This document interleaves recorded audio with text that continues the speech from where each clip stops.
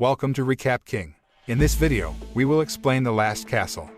This movie tells the story of an ex-general who is court-martialed and sent to a military prison. Considering the unjust behavior of the warden guarding the place, he decides to seek revenge against the authorities. Will they succeed in overthrowing the warden's power? Let's find out in The Last Castle. The Last Castle begins by showing a military prison in the form of a castle under Colonel Winter's supervision. While in his office, his subordinates visit Winter, who say that a lieutenant general who is a prisoner will be transferred to their prison. This is of course a matter of pride for Winter because as a prison chief, he can directly welcome the arrival of the most respected person in the United States military. The news of the general's arrival seems to have spread among the inmates. Almost all of the prisoners are very excited to welcome the general's arrival, not to mention a former soldier named Yates, who now works as a bookie among the prisoners.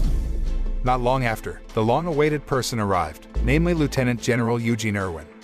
Irwin was sentenced to 10 years in prison for deciding to send U.S. troops on a mission in Burundi, violating the president's orders and resulting in the deaths of 8 soldiers. Colonel Winter, the prison's commandant, greatly admires Irwin and intends to ask the general to sign one of his war books collection. While Winter is picking up his book, Irwin engages in a brief conversation with one of the prison guards. Irwin openly criticizes Colonel Winter's invaluable collection of military artifacts, calling it something that a battlefield veteran would never possess. Because of Winter's objects, it will only remind them of the pain experienced during the war. Unbeknownst to Irwin, Winter overheard his comment and then became offended, even though in reality, he had never been directly involved in a battle. Winter then refused to ask for General Irwin's signature. When he was about to leave Winter's room, Irwin met a prisoner named Aguilar who saluted the general. But Winter then forbade Aguilar to pay homage to Irwin, because he was now a prisoner, no longer a general. The next day, when all the inmates were in the field doing their free activities, several inmates got into an argument, which led to a riot. Irwin watched from the sidelines when the warning alarm sounded and the prison guards tried to bring order to the chaos by shooting the inmates who started the riot with rubber bullets. Meanwhile, Colonel Winter was just watching the situation from his office. During lunchtime, the inmates went to General Irwin and complained about the abuse by Colonel Winter and the prison guards, including the deaths of several inmates from rubber bullets. The prisoners hoped that at least Irwin could forward their complaints to his relations in the government to take firm action against Colonel Winter and his men. But Irwin said that he just wanted to serve his sentence in this prison without getting involved with anyone. Irwin was then visited by Aguilar, who again saluted him.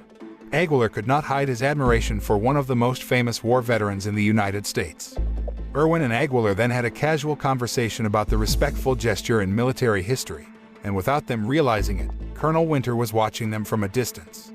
Aguilar's respect for General Irwin immediately made Winter, who was snobby, nervous because he was afraid that the inmates would have more respect and disdain for Irwin, who was only a prisoner, than him, the head of the prison. Therefore, to prevent his actions from being carried out by the other inmates, he then ordered Aguilar to stand in the field for a full 24 hours while paying his respects to the warden's office. Winter didn't even delay Aguilar's sentence, even though it was raining heavily and the man was already shivering with cold. Feeling sorry for Aguilar's condition, Irwin approached him and asked him to take shelter in the pouring rain. Because of his actions, Irwin had to receive reprimands and beatings by the prison guards on Winter's orders. Irwin then reprimands Winter about the rights that prisoners have while in prison. But Winter immediately replied to his words by mentioning the rules that prisoners must obey, one of which is not to interfere with the duties of the prison guards. Since his admiration for Irwin had faded since hearing the general's comments about his collection of war objects, Winter ordered the old man to lift large rocks. The sentence that had to be served by Irwin was instead used as a betting arena by Yates, and the prisoners began to bet whether the general would be able to finish his sentence or give up halfway. Even though his body is no longer as strong as it used to be, Irwin still tried to move the big rocks without complaining in the slightest. He took off his clothes in the hot weather and revealed the many scars he had gotten on the battlefield. One of them is the scar when the general desperately defended his men, which made him a person so respected in the history of the United States military. Even though his sentence was increased to 1 full day and he had to languish in solitary confinement afterward, Irwin still tried to finish his work. He then received respect from all the inmates upon returning to the detention cell. The inmates thought his sincerity in serving his sentence was a spirit of encouragement that a true warrior has. Yates then went to Irwin in his cell and gave him lots of cigarettes as a gift, but because Irwin was a non-smoker, he ordered Aguilar to distribute the cigarettes to all the inmates. Here it is revealed that Irwin knew Yates' father, the general's subordinate. Irwin then tells Yates about his father, who was able to inspire the fighting spirit of him and the other soldiers when they were surrounded in enemy territory and had very little chance of getting out of there alive. He also said that the soldiers who were his subordinates were like his own family, who had to be saved at all costs. Yates, who is a former officer and helicopter pilot, seemed amazed to hear Irwin's story about his father's past. The next day, Irwin went to the prisoners, who were told to build a wall by Winter to keep them busy and not lazy. He wisely told the inmates to look at things from a different perspective, including the construction of a wall that could be compared to building a castle wall, which in many ways resembles a medieval castle. He then asked Aguilar to teach the inmates how to build strong stone and mortar walls, because Aguilar had told him that his father was a skilled mason. After receiving direction from Irwin, whose leadership was able to mobilize and manage the prisoners, they began to build a castle wall together. Instead of the word general, Irwin got the nickname chief from the prisoners, who respected his leadership. Winter, who knows this, then assumes that Irwin is building a loyalty structure in prison to gather prisoners who will obey his words. This of course can threaten his authority, because prisoners will obey Irving more than they do to him. Envy of Irwin's respect from the prisoners, Winter ordered the prison guards to destroy the wall.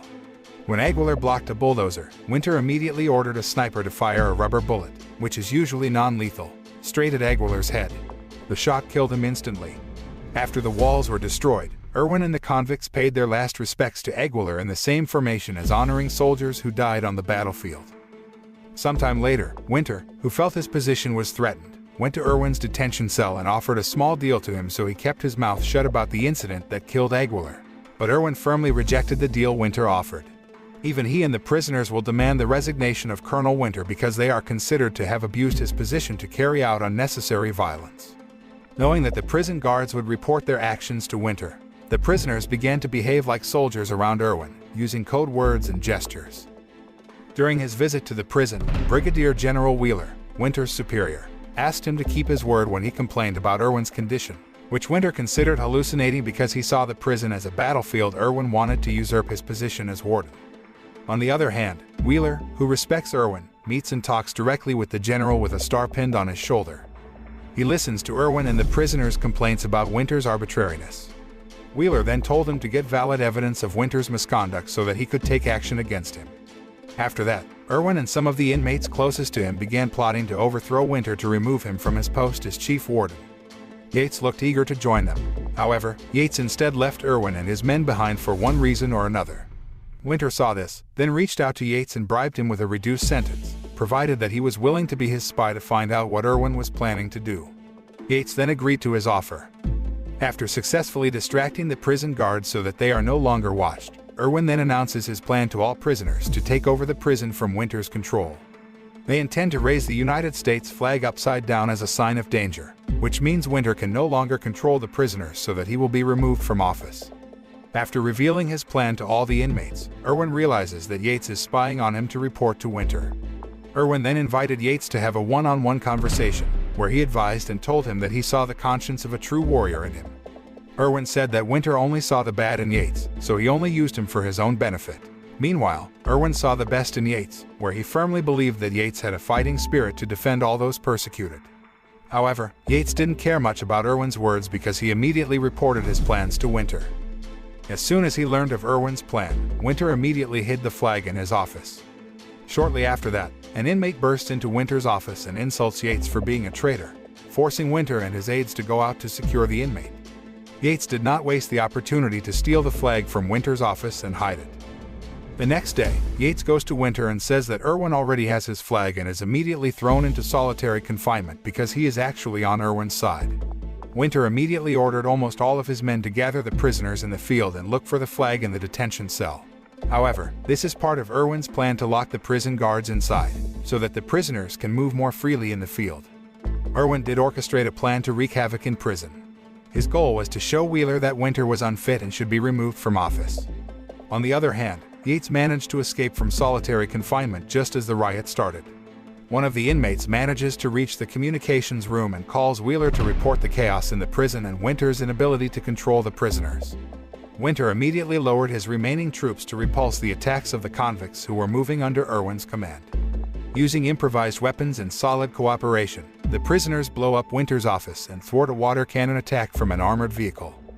Upon learning that Wheeler would arrive in 20 minutes, Winter immediately ordered the helicopters to fire the prisoners with ammunition. Irwin, who had anticipated this, asked the prisoners to help Yates take over the helicopter. After taking control of the helicopter, Yates kills the sniper who had killed Aguilar. Because all of his attacks were repelled by Irwin and the inmates, Winter finally intervened and ordered his entire army to surround the inmates at gunpoint because prison guards were allowed to use lethal ammunition in an emergency. Winter then ordered the prisoners to lie down, but they ignored him until he finally warned the inmates that the snipers stationed above them would shoot if they didn't obey. Irwin ordered his fellow inmates to lie down, not wanting any more casualties, and they all immediately obeyed the general's orders. Winter then asks Irwin to return his flag, but he refuses. After that, Irwin turned around and started walking towards the flagpole to raise it. Winter was getting more and more restless, then ordered Irwin to stop, but Irwin ignored it. Seeing Irwin ignore him, Winter orders his troops to shoot at Irwin, but they don't. He ordered his troops repeatedly, trying to stop Irwin, but no one obeyed him, including his trusted aide, Captain Peretz. Since no one obeyed his orders and refused to kill Irwin, Winter took desperate measures by shooting Irwin in the back as the man started to raise the flag. Despite dying, General Irwin continued to fly the flag to the last drop of blood. Peretz then arrests Winter for shooting Irwin. After that, the prisoners who had stood up again began to salute the flag. Winter was surprised to learn that Irwin had flown the flag correctly, which meant that he had shot him in vain. The film ends with flags flying over the prison walls when General Wheeler arrives. Colonel Winter was immediately taken away in handcuffs. The convicts then built a new wall as a memorial to their fallen comrades, of which Aguilar and Irwin's names were among those engraved on the castle walls.